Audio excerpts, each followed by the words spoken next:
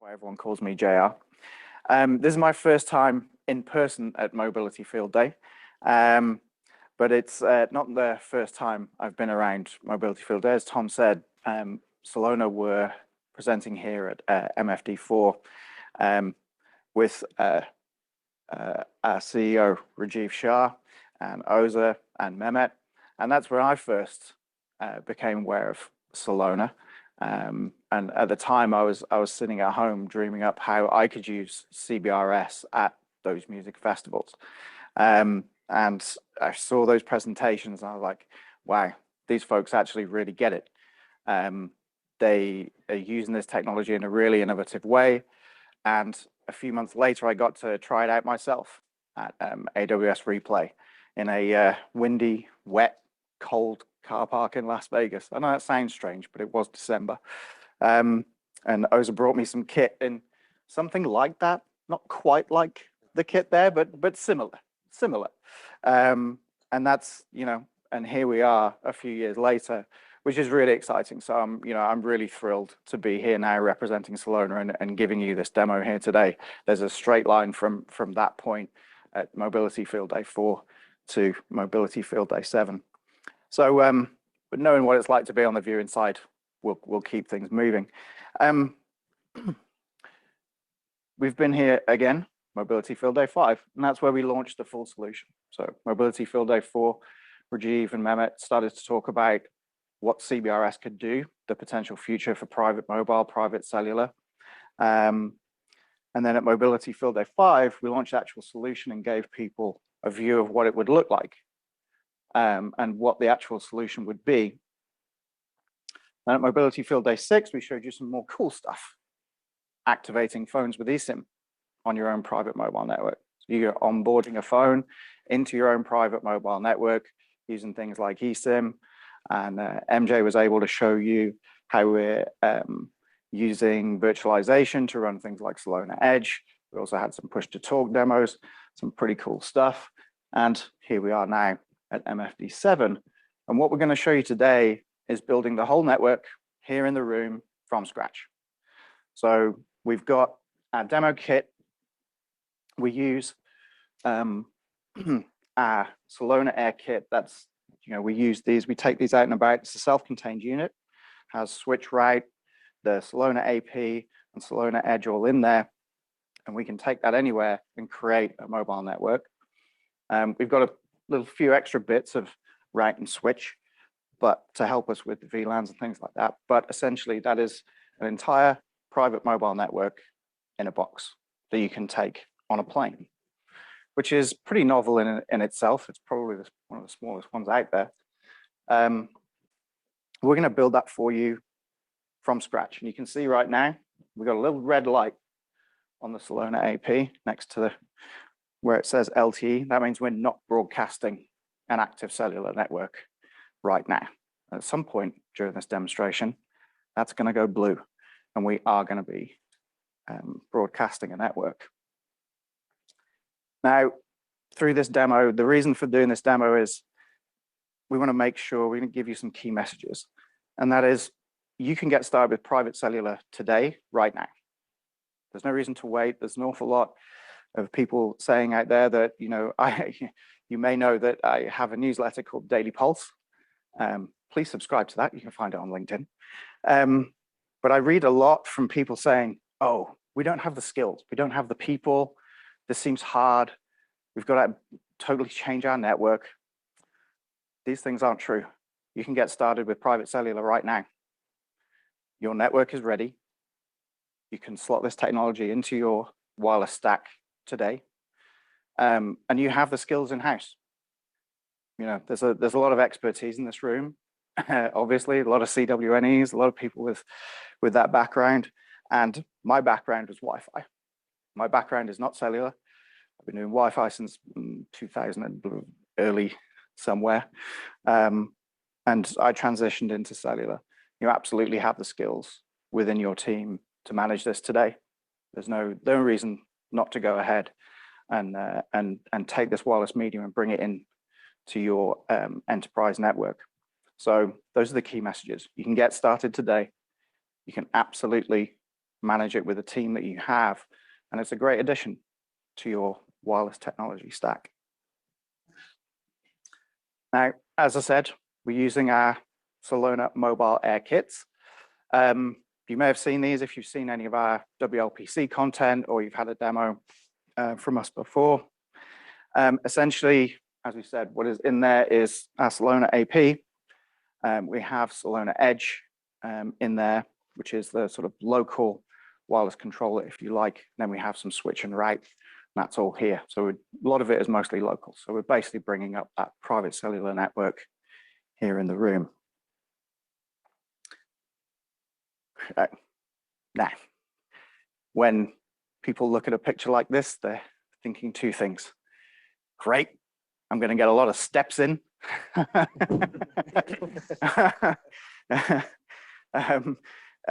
Or, oh no, this looks hard. Now, the people in this room are like, great, lots of steps. It's, you know, it's what we do. We love these really difficult challenges. And, you know, in the world of Wi-Fi, with this one tool that we have to make it do some things which sometimes are a bit challenging, and it's not exactly what it was designed for. You know, people say, ask me what I do sometimes, and I'll sometimes respond, well, I've been fighting physics for 20 years. It's, you know, it's just a fact of life when you work with those environments and with that technology. But our network demo today is going to assume a warehouse environment, because it's one of the places where we've seen that private mobile, private cellular networks are really giving mobility teams, wireless teams, some real advantages, and really giving people some powerful technology, some powerful new tools to address some challenges that they haven't been able to before. And that's really, for me, as someone who's had to go out there and solve difficult problems in horrible places, that's the exciting thing. I love building networks. I love solving problems. I like making things work better. And this is a tool that really enables us to do that. So our network today is going to assume that warehouse environment, obviously, you know, pretty challenging. So, and this is our network diagram. It's not showing up especially well here, contrast, but I hope it's coming up on the stream okay. That's our network diagram. And with that, I'm going to hand over to Kevin, who's going to give us a bit of a description of the network that we've got in place today. Hey everyone, thank you, JR. So as JR mentioned, my name is Kevin Brasher. Been in Celona for a little under a year now. And just like JR, you know, traditionally my experience is actually more in IT and networking. So utilizing our products here, I would say it is very easy being able to set up and utilize it within an existing network that obviously already exists. So what we're going to do here is I'm going to give you basically an overview of what our network is, how it works, and kind of why we're doing this as well. As JR mentioned, we're going to be kind of simulating more of a warehouse environment here. We're going to be focused on two types of devices and applications, one being handheld scanners or I guess tablet-sized scanners as well that you see in warehouses. Now these require low bit rate and low bandwidth, but you know they pretty much use these anywhere you can scan an item, pretty much, be it on loading dock in the warehouse itself or you know in the back of a trailer. Secondly, we'll be focusing on AMRs or automatic mobile robots, and obviously these items are things that you know deliver items to and from different areas and support the staff that are on site. These items are low latency and they're also high bandwidth depending on what they're using. For us, it'll be more for video and basically video AI learning. All right, so with the applications, as you can see here, this kind of gives you a good visual of what I was mentioning earlier.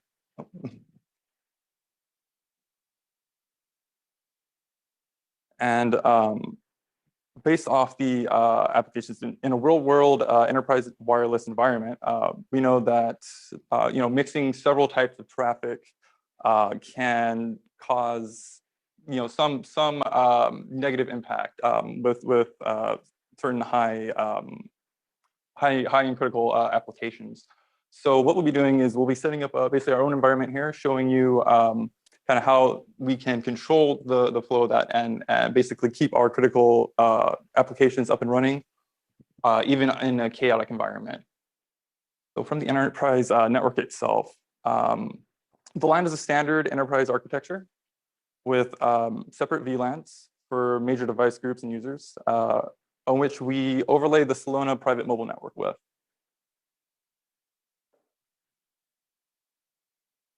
The cloud-based Celona orchestrator manages the edge, APs, and devices here, and also the policy as well. The AMRs will be connected to VLAN 1050.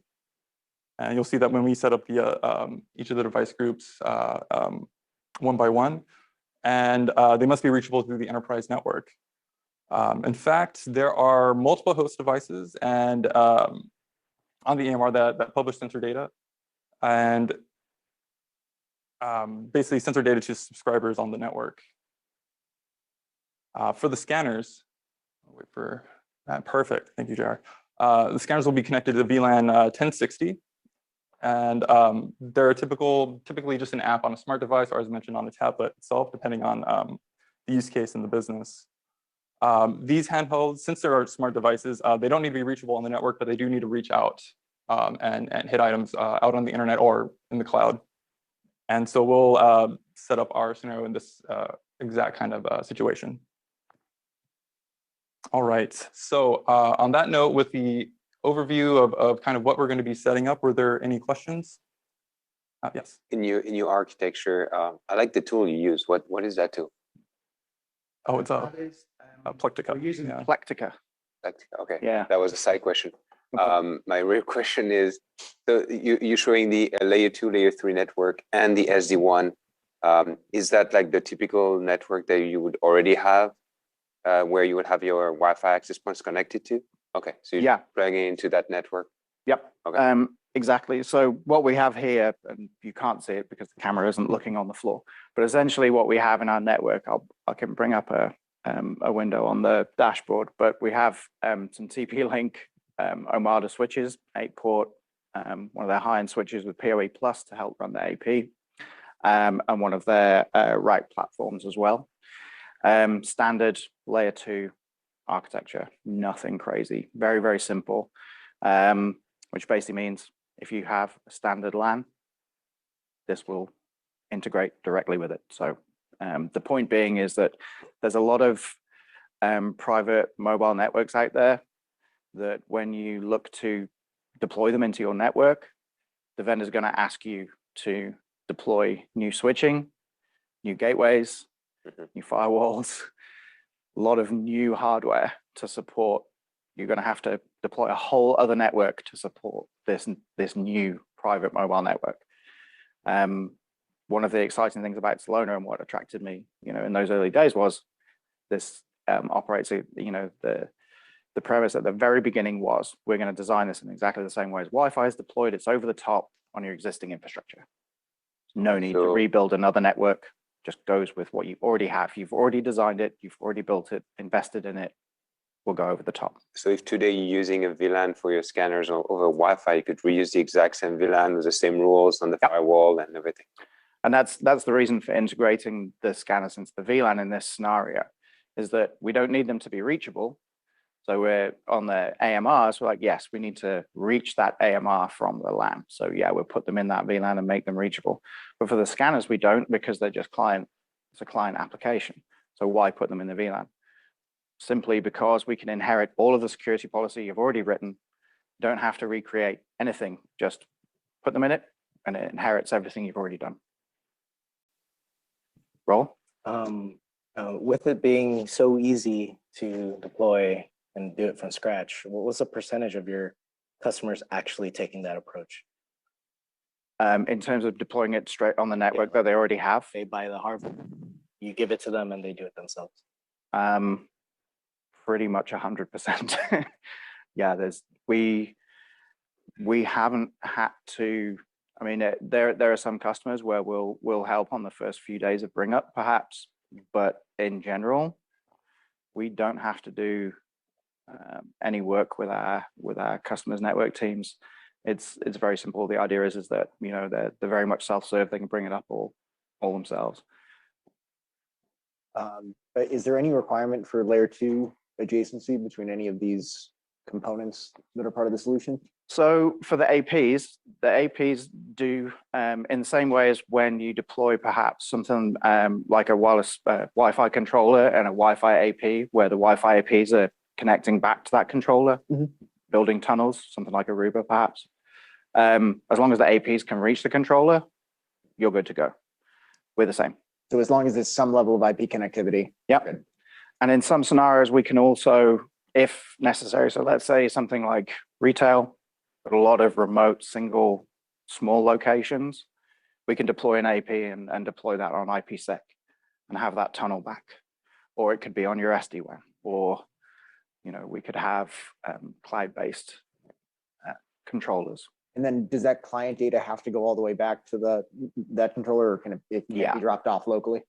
Not right now. There will be in future. We'll have some capability in to do local breakout from the AP, but right now everything is tunneled. All right, thank you. Up. But Piggybacking on Chris's question, Yeah. Once you do bring it back to the controller, I've seen several CBR solutions where that is then presented behind a NAT boundary to the rest of the network. Is that the case here, or can you present it as a layer 2 adjacent? we're doing both. We're doing both here today. We'll show you that. Perfect. Regardless of where regardless where the AP is at. Regardless. So whether your edge is local in your local network, or whether you're putting it in your cloud, it is either NAT or layer 2 breakout. Awesome. Through. Now, what you'll see here is the dashboard where you'll see all of our air kits. You see here, we've got Celona Air, there's lots of different ones. This is our multi-tenant dashboard, which we created obviously for our managed service provider customers. It enables us to manage our fleet of Celona Air kits. And the one we're using here today is Celona Air 31. Bad boy. So if you can click into that, and you can see this is the main dashboard, and you'll see that it shows we have an edge cluster showing up and an edge node showing up. No access points, no devices connected right now. So you can see there's nothing happening there, but we do show some assets as up. Now, the first thing we need to do is just look at go into the edge clusters, and we should see that we have an edge up. You can see that there, and you can see that it has the IP address, and we have just one edge node there. Now, we do recommend in a production environment that you have 3 edge nodes in a cluster for redundancy and scaling. We have just one in an air kit, obviously, because we only have so much space and so much power. And also we like to live really dangerously. You know, we're a startup. So the edge is up and running, which means that all of the Kubernetes services that are on the edge are running and have registered to Celona Orchestrator. Orchestrator is our cloud API driven system. The interface you're seeing here is our interface to the API driven orchestrator. Clients are often building their own and integrating it with their existing systems. And sorry, Keith. You'd mentioned redundancy. What's your recommendation for splitting, and where would you place those 3 within your actual physical infrastructure? It really depends on how your network is architected right now. We have an awful lot of flexibility, and it comes down to latency really between those nodes. You can split them geographically. Typically, most people are keeping them in physical locations, similar physical locations, but you're splitting, you know, you could be virtualized nodes across different physical architecture. Virtualized architecture is what we're seeing sometimes, but often it's right now it is different physical nodes. That's typically how it's being done today, but we have a lot of flexibility. It really just does depend on how the client has architected their network. Again, we try not to dictate how you should design your network. We're more like, you've decided how your network should be built and architected. will integrate with that. Thanks. Yeah, so Edge node is up and running. All of the Kubernetes services that run Celona Edge are up and running and have registered with Orchestrator and are basically saying, I'm here, I'm ready, I'm waiting for some configuration. And if we look at the access points section, we should also see that we have an access point up. And if we click into the details of the access point. So you guys are fully on the call them access point bandwagon. Yeah, I mean, Okay. we could call them E node Bs. We can call them G node Bs when we get to 5G. But I mean, But that's it. But yeah, okay. it's difficult, right? 5G terminology, we could go crazy. Sure. I just noticed like in the UI, like it literally says access points, which is Nice. I think reflective of your approach. Definitely. It should be an IT-centric solution, not a carrier That's right. type of solution, right? Yeah, 100%. And, you know, words mean things. And, you know, it's just easier to keep it, you know, keep the understanding the same and the mental model is the same, right? It's, you know, access point, it makes sense. That's where we landed. And you can see on the configuration state there on the access point, it says access point is connected to the network, but not yet assigned to the site. So our assets, basically, as you can see, they're in what we call our bootstrap state.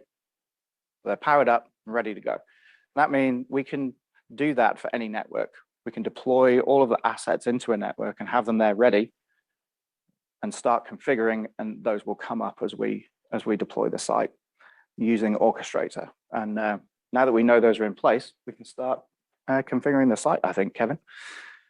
Get to the site.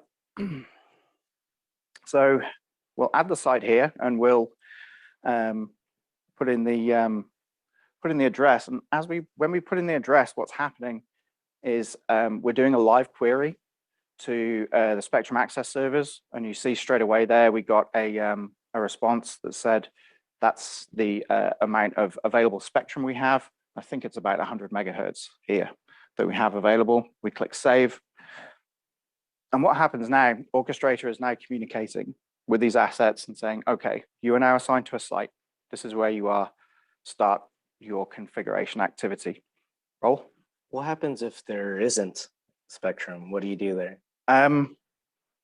With 150 megahertz of spectrum available for CBRS, should never happen, especially indoor. Indoor should never be an issue. There's some question that maybe outdoor, maybe one day there might be an issue, but again, very, very rare. And the Spectrum access system is there to coordinate. So everyone who has licensed equipment should be able to have some access. Okay. So you should never get to the situation where there's none. And it was that fast? Yeah, that's real. That's real time. Yep. That was a real-time query, and we're using federated Spectrum access servers on this particular system today. So yeah, so that's how we've created the site. That part is now taking place, and those initial configuration steps are happening. Our next part to make sure that we request our Spectrum access grants is to configure the actual access point itself, because that's the next important part. Is we need to ask SAS, can we get some frequency? Can we get some of that 100 megahertz, please? So we'll go to the access point next. Okay.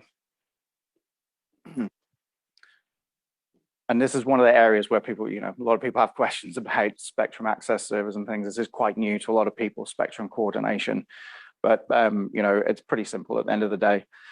We add the antennas. This is where this is our workflow for going through and requesting Spectrum.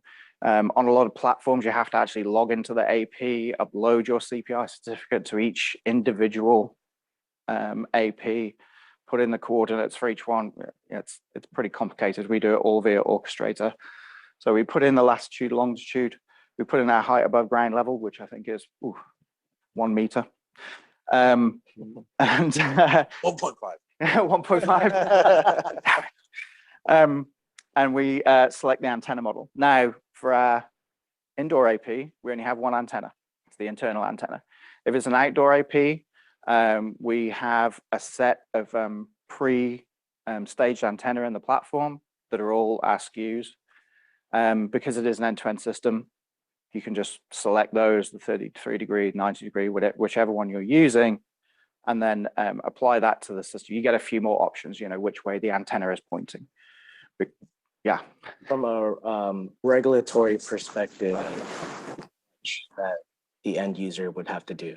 No, it's we'll show you in a second where the CPI certificate goes, and I will say now, I certify the installation of this access point. I have to be very careful because I'm a green card person. Any excuse, they can kick me out. So I'm just doing that properly. Francois? I have a question regarding the GPS coordinates, because Kevin put them manually. I thought you had GPS inside the AP, no? We do. So you can, there's different ways you can do this. So with the outdoor APs, they have GPS and that automatically feeds in. We do actually still manually put in the GPS coordinates. There will be a point where that, we get some helper information and we'll feed that in. Okay. But it is still manually, right now it's manually entered. Because you have the address of the site. Yeah. But, at the moment, that part is just manual. Okay. We will introduce some automation. For indoor APs, you could have 20 in a warehouse. You can't put a GPS puck on every single one of them. You'd have coax cable running everywhere to connect them, because it literally is like RG213 coax on a GPS puck. I have done that because when you have a number of APs, one of the big benefits of private cellular, when you've got one of these logistics environments, is your handover performance. One of our challenges in Wi-Fi has always been, we're great if we're here. Everything's wonderful. As soon as we start moving and doing things or sending video or doing voice or whatever else, that handover thing is always where we have a problem. That point at which we switch from one AP to another, that's the stress point. So in private cellular, because we're TDD, and the handovers are very much timed between each AP, so your traffic is replicated as you move, the timing of that has to be very, very accurate. And we use PTP. To get that, you need a GPS source to get that PTP, and then that's shared across the APs. We can do that using a GPS puck off an AP and share it to up to 10 other of our APs. So you don't need a Trimble PTP source, which is an extra cost. If you go higher than that in an environment, yes, then you start needing to add PTP sources like Trimble. But it's one of those things that's pretty important. There's some more questions. One of the things when people go get trained to be CBRS and become a CPI is they have to put in their registration that they're certified.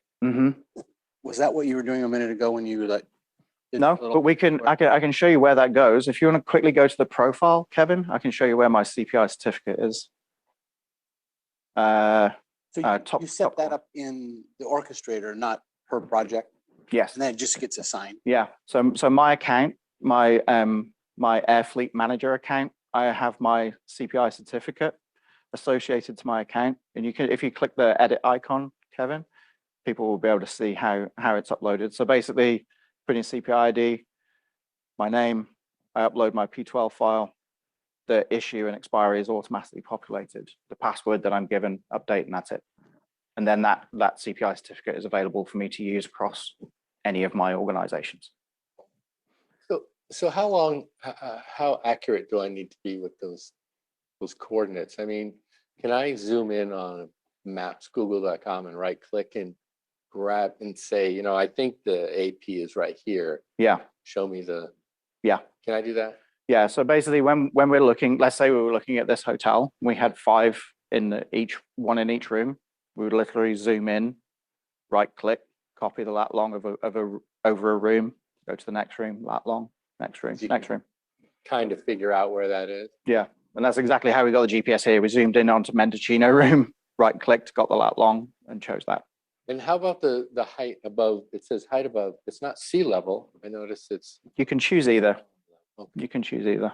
And is there an easier way to get that? Is there some phone somewhere, some magic that No, I mean, at the end of the day, the way that SAS works is it calculates the height above average terrain of your indoor AP. If you go above a certain level, then it might deny you a grant. But essentially, the system is designed to work in your benefit. We haven't found too many issues. The only place we've had a problem with height above average terrain is places like Florida. It's very easy to go above 6 meters height above average terrain with an indoor AP in Florida. When you're putting it, on a light pole outdoors or something, in general, it's pretty simple. The system works exceptionally efficiently. I suppose you could hold your laser pointer out the You could. 20th floor window and click to the Yeah. ground and read it. When you're indoor is different. Outdoor, you have to be very accurate. Like if you're putting something 40 meters up, that's 40 meters up. But indoor, if you're on the 15th floor with an indoor AP, that's indoor. That's different. That doesn't count. That's But I would indoors. still want to put 30 feet if I'm on the third. You would just put a normal height above ground level. Ground is your floor. At that point, your floor level is your ground there.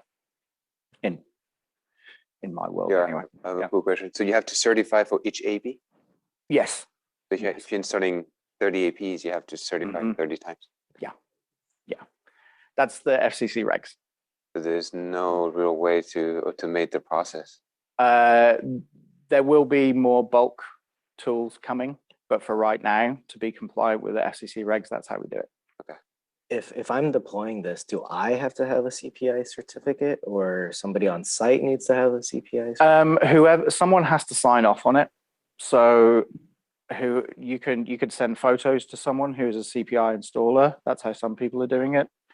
At the end of the day, whoever signs off on it is responsible. Okay. They are the person who, if there is a complaint, if there is an issue, they are the person who is responsible, who the FCC will come to and say, hey, you said this was one way, it's another way, it's causing a problem, you're the person who's responsible for that. So, but like I say, it's designed to be easy to use. Those are real edge cases, I would say. We haven't had any issues yet.